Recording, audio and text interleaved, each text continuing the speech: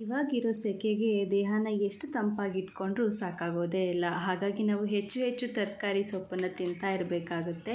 ಇವತ್ತು ನಾನು ಮಧ್ಯಾಹ್ನ ಊಟಕ್ಕೆ ಬಸಳೆ ಸೊಪ್ಪಿನ ಸಾರು ಮಾಡ್ಕೊಳ್ಳೋಣ ಅಂತ ಹೇಳಿ ರೆಡಿ ಮಾಡ್ತಾಯಿದ್ದೆ. ಇಲ್ಲಿ ನಾನು ಸೊಪ್ಪನ್ನು ಚೆನ್ನಾಗಿ ಕ್ಲೀನ್ ಮಾಡಿ ಕಟ್ ಮಾಡಿ ತೊಳ್ಕೊಂಡು ನಂತರ ಇದಕ್ಕೆ ಮಿಕ್ಸ್ ಮಾಡ್ಕೊಳ್ಳೋಕ್ಕೆ ರಾತ್ರಿಯೇ ಅಲಸಂದೆ ಕಾಳನ್ನು ನೆನೆ ಹಾಕಿದ್ದೆ.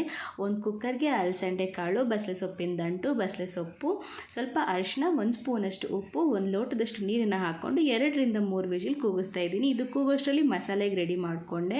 1 ಕಪ್ಪಷ್ಟು ತೆಂಗಿನ ತುರಿ, 1 ಈರುಳ್ಳಿ, 1 ಟೊಮ್ಯಾಟೊ, 1 ಸ್ಪೂನಷ್ಟು ಜೀರಿಗೆ, 1.5 ಸ್ಪೂನಷ್ಟು ಕೊತ್ತಂಬರಿ ಬೀಜ, ಸ್ವಲ್ಪ ಅರಿಶಿನ, ಹಾಗೆ 2 ಸ್ಪೂನಷ್ಟು ಅಚ್ಚ ಖಾರದ ಪುಡಿ, ಸ್ವಲ್ಪ ನೀರನ್ನು ಹಾಕ್ಕೊಂಡು ಗ್ರೈಂಡ್ ಮಾಡ್ಕೊತೀನಿ. ಅಷ್ಟರಲ್ಲಿ ಒಂದು ಪಾತ್ರೆಗೆ ಎಣ್ಣೆನ ಹಾಕ್ಕೊಂಡು ಒಗ್ಗರಣೆ ಕೊಟ್ಕೊಳ್ಳೋಣ. ಸಾಸಿವೆ, ಬೆಳ್ಳುಳ್ಳಿ, ಕರಿಬೇವು ಸೊಪ್ಪು ಹಾಕ್ಕೊಂಡು ನಾವೇನು ಕೂಗಿಸ್ಕೊಂಡಿಟ್ಟಿದ್ವಲ್ಲ ಅದನ್ನು ಹಾಕಿ ನಾವು ರುಬ್ಬಿರೋ ಮಿಶ್ರಣನ ಹಾಕಿ ಎಷ್ಟು ನೀರು ಬೇಕೋ ಅಷ್ಟು ನೀರನ್ನು ಮಿಕ್ಸ್ ಮಾಡಿ 5 ರಿಂದ 6 ನಿಮಿಷ ಕೂಗಿಸ್ಕೊಂಡ್ರೆ ರುಚಿಯಾಗಿರೋ ಬಸಳೆ ಸೊಪ್ಪಿನ ಸಾರು ರೆಡಿ ಆಗುತ್ತೆ.